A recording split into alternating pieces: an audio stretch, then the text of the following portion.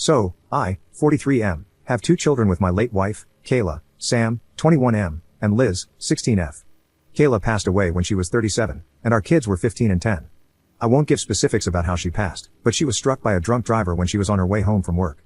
She really was the love of my life, and to say that her passing hit our family hard would be an understatement. I promised myself that if I got back into the dating game, I wouldn't date anyone for at least a couple of years for the sake of my kids. 3 years after my wife's passing, I met my now fiancé, whom we'll call Amanda, 41F.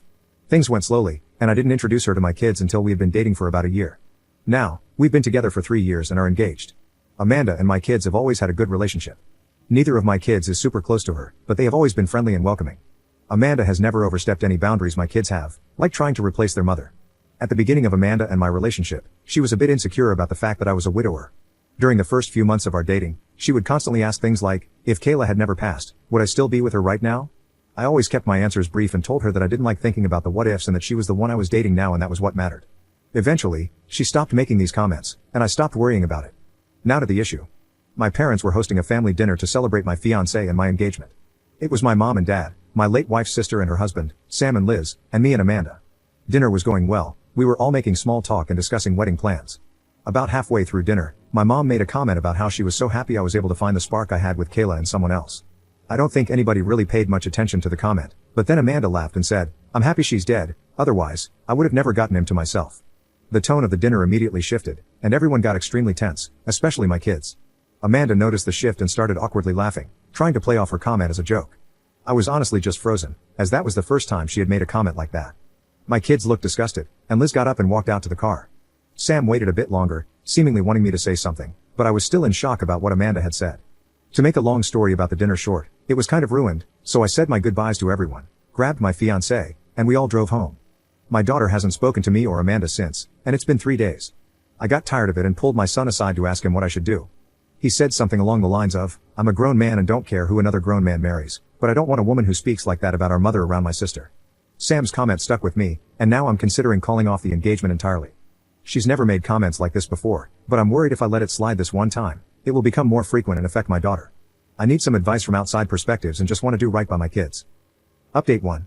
I promised I would update everyone after I had talked to my kids, so here is the update. It's kind of long, so I hope that doesn't go against the rules of this community. I'm also going to use this update to clarify some of the questions people were asking in the comments. Did my fiancé apologize to anyone at the dinner party? No, she didn't. I honestly don't think it even registered or has registered to her that what she said was wrong. Does my fiancé have social anxiety? Not to my knowledge, no. In all the time I've known her, she's never shown any signs of social anxiety and doesn't have a history of it. Now for the update. At around 5:30 last night, my fiancé left for work. She works nights most days of the week, so I was able to call my son and ask if he could come over so I could talk to him and his sister. He goes to our local college and lives in an apartment near his school. When he started college, he wanted to move out but also wanted to stay close to us, so he settled on an apartment a few blocks away from the college. He came over, and I called him and his sister into the living room to talk with both of them. When they were seated, I told them point blank that I didn't think the wedding was happening anymore, and that the comment she made was unacceptable. I then apologized to them. I told them I was sorry for not saying anything for so long and letting the tension thicken in our home. I told my daughter that I understood why she hasn't spoken to me, and that I was sorry for allowing her to think that I was even remotely okay with what was said. I felt pretty spineless after we had gotten back from dinner that night, so I wanted to do everything in my power to make it right with my kids during the conversation. My daughter told me that she felt disgusted at the comment Amanda made, and even more so when I didn't defend her mother.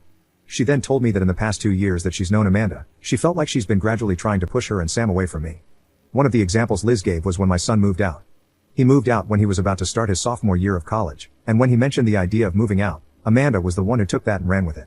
According to Liz, Amanda was the one encouraging Sam the most to move out. To be clear, I was never against Sam moving out, but I made it clear to him that he was welcome to live at home during his college years and even after until he found where he wanted to be. I asked Sam if he felt pushed out by Amanda and if that's why he moved out. He said he hadn't felt pushed out before he mentioned he wanted to move, but after he put it out there, my fiancé kept pushing for him to move out. Liz cut in and said that every time she brings up college, Amanda keeps encouraging her to go out of state. Liz doesn't plan on going out of state and has been open about wanting to attend the college Sam is attending right now. Liz said she feels like Amanda is waiting until she graduates high school and goes to college so she can move out. A lot of the comments were right about the subtle comments eventually turning into Amanda wanting my kids pushed away from me. Liz said she was scared that by the time I eventually noticed the way Amanda was acting, too big of a wedge would have already been driven between me and them. I told my kids that I'm sorry it's taken me this long to notice, and that I was also sorry they've been walking on eggshells for so long. I hugged my kids and told them that no matter what, they are my top priority, not Amanda or anybody else. A lot of comments pointed out that even though my son is grown, He still needs his father, and I made sure to let my son know that I will always be there for him and his sister even when they are well grown. The entire conversation lasted about 2 hours. We covered a lot of the bases we wanted to, and it got emotional on all sides. In short, Amanda and I are done. I've made it a point to tell my kids that none of this situation is their fault, and that Amanda is the grown woman who said what she said. My kids and I are okay right now, but they aren't 100% with me and probably won't be for a while. I'm completely fine with that and just want my kids to be comfortable in their own home. Amanda has tomorrow off from work, so I plan on talking to her then. I also plan on calling my mother to ask her why she thought it was okay to even bring up Kayla at the dinner. I don't want my daughter here when it all goes down, so she's staying tonight and tomorrow night with Sam. So that's where I'm at right now. I'm not super happy about the outcome with Amanda, but I would rather have my kids happy and healthy than have a wife. Thank you everyone for the advice and the harsh words. Update 2. Before I get to the update, I made the call to my mom to let her know about the situation. A lot of the comments advised me not to bash my mom for the comment she made. Now, thinking back on the situation with a clear mind, the comment my mother made towards Amanda was most definitely a compliment. This was confirmed during the call I had with her. My mother, bless her heart, felt extremely guilty for the entire situation. She fully believed the situation stemmed from her one comment. I assured her that none of this was her fault and that I never blamed her for any of it. We talked a bit more before I let her go. The call ended at about 9:15 a.m., and I was left waiting for Amanda to wake up. She woke up around 10:30 a.m., and I didn't want to ambush her right after she woke up, so I waited until about 11 a.m. to sit her down and talk. A lot of people in the comments suggested secretly recording the whole thing. I thought that was extremely smart, so I had my phone set to record in my back pocket the entire time. I didn't think she'd try to do anything drastic, but I would rather be safe than sorry. The talk with her went about as well as anyone could imagine, which is to say not at all. I told her I needed to talk with her and that it was serious, so we sat in the living room. When we were seated, I began unloading about the comment she made about Kayla at my parents' house, how it made my kids feel, how it made me feel, her lack of an apology or any sort of acknowledgement of what she said, and so on. I told her I expected her to apologize to my parents, my in-laws, and most importantly, my kids. During the entire time I was talking, she didn't show any emotion other than slightly widening her eyes. After I spoke my truth, she straight up asked, "So if I apologize to everyone, we'll go back to normal?" I told her point blank, no. I explained that the comment she made at dinner was not the extent of my problems with her. I then told her that I knew she had heavily pressured Sam to move out when he wasn't even sure if he wanted to at that point in time, and that I also knew she was now trying to do the same with Liz. I did my absolute best to leave my kids out of the situation, but told Amanda that the way my kids described her treatment towards them was the main reason I don't see a future with her anymore. Amanda was stone-faced until I told her we were done. I think that's when the panic set in for her. She kept saying she would apologize to everyone and make it right with my kids, etc. I told her that while I would certainly appreciate her apologizing, we were still done either way. She was full-on crying at this point and asked me, why wasn't I willing to try and fix our relationship? I told her that even though I loved her, and I will be honest, I still love her very much, I was not willing to take another chance of my kids being hurt the way they were. I was frustrated and shot back at her, asking, why were you trying to push my kids out of their own home? Her answer was completely unexpected, but many of you guessed correctly about Amanda's true nature. Amanda responded with, well, I didn't know you expected me to house somebody else's kids for the rest of my life. I immediately saw red, and after about a minute, I told her to get out. I told her that my kids can go wherever they damn well please, especially in the house that I own and pay for. She tried to retaliate, but in the end, she packed a few bags and went to stay with one of her friends. I emailed a copy of the phone recording to myself. The talk only lasted about 25 minutes, not nearly as long as the talk I had with my kids. So if anything ends up coming from the conversation, I have all I need to keep my name clear. I texted my kids to let them know that Amanda is out of the house for good and that they are welcome to come home anytime. I also let my son know that if he wants to, he is more than welcome to move back in completely. My daughter is coming back from her brother's place in the afternoon, and I still have phone calls to make to my parents and in-laws to apologize for this mess of a situation. Amanda is out of my house but keeps blowing up my phone, wanting us to try to work things out. I'll let her come by in the next few days so she can collect the rest of her stuff, but she is not welcome to live here again. I'll be honest and say that I am a bit devastated. Despite everything Amanda did, I still love her, and I probably won't stop loving her for a while. But I'll be okay. Right now, I just want to focus on the family that needs me and use this situation as an opportunity to bond more with my kids. Again, thank you to everyone who helped me in the comments. Update 3.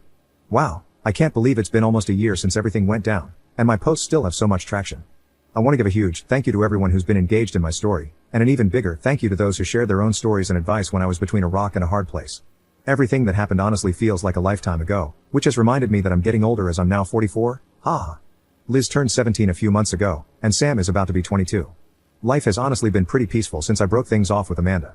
She came by, picked up her things, and gave me back the ring, which I didn't want back, but she gave it to me anyway, and we didn't talk much. It was calm, but that didn't last because a few weeks later, she started harassing my social media for another chance.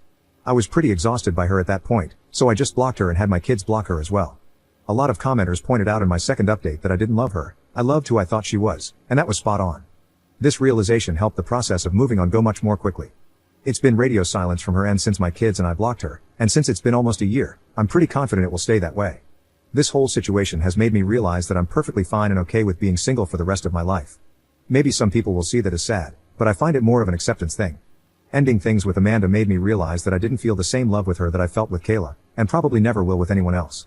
That's not fair to me or the person I could potentially date, and I'm content with the family I have around me. This situation has given me a whole new appreciation for my kids. They showed more maturity and understanding than I ever did at their age, and it's made me love them even more, which I didn't think was possible. Sam still has his apartment. I offered for him to move back in, but he declined as he really enjoys having his own bachelor pad, which I understand, as I was his age once too. He has a part-time job he really enjoys, which he's been working at since his second semester this year, and I think he met a girl. I'm not sure, but I know my kid, and I'm catching a vibe from him. Liz is amazing as always and is enjoying summer before her senior year. She's made honor roll every year of high school, including this year, and I'm so damn proud. Both of my kids are such hardworking and genuinely good people that it's hard not to toot my own horn when I think about it, so I'm sorry for rambling about them. Anyway, that's about it for now. Again, I appreciate all of you fine Redditors for following how my kids and I are doing, and I hope this is a satisfying update for you. I wish you all the best.